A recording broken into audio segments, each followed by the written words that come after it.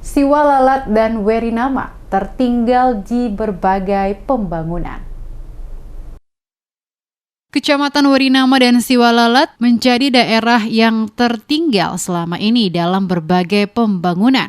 Menjadi lokasi kunjungan masa reses anggota DPRD Maluku, Ali Kolatlena, perwakilan Kabupaten Seram Bagian Timur, guna melihat langsung capaian pembangunan dan mendengar berbagai aspirasi masyarakat di kedua kecamatan tersebut. Ditemui usai mengikuti rapat koordinasi bersama Komisi 1 DPRD Maluku dengan KPID dan seluruh lembaga penyiaran di Maluku yang diadakan di lantai 5 gedung DPRD Maluku pada Senin 31 Mei, kepada tim DMS Media Group, Kolatlena menjelaskan beberapa hal penting menjadi catatan sebagai wakil rakyat di DPRD Maluku saat melaksanakan reses pada dua kecamatan di Kabupaten Seram Bagian Timur, yakni Werinama dan Siwalalat. Dikatakan Kolatlena, dari sekian banyak persoalan yang disampaikan oleh masyarakat, ada beberapa yang menjadi perhatian serius dirinya selaku wakil rakyat untuk diperjuangkan, yakni mengenai persoalan talut penahan banjir dan ombak, di mana jika musim hujan atau musim ombak maka terjadi banjir dan naiknya air laut hingga menggenangi perumahan penduduk serta lokasi pekuburan warga. Selain itu juga, pada kedua kecamatan tersebut,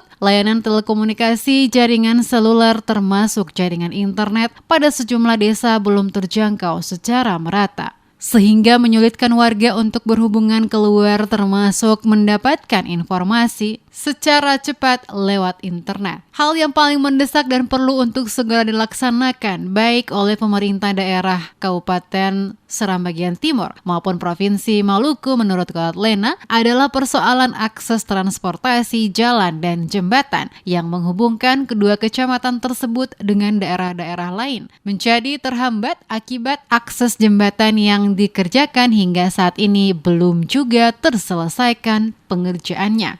Di masa reses kemarin itu ada banyak hal yang disampaikan oleh masyarakat di dua kecamatan, karena saya pilih reses di dua kecamatan, Kecamatan Siwalalat dan Kecamatan Werinama.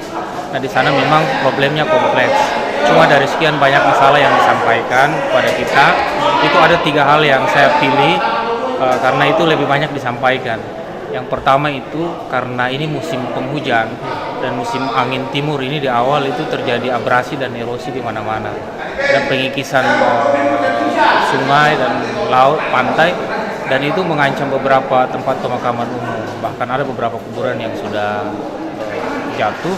Karena itu masyarakat minta kepada pemerintah daerah memperhatikan talut penahan banjir dan penahan ombak.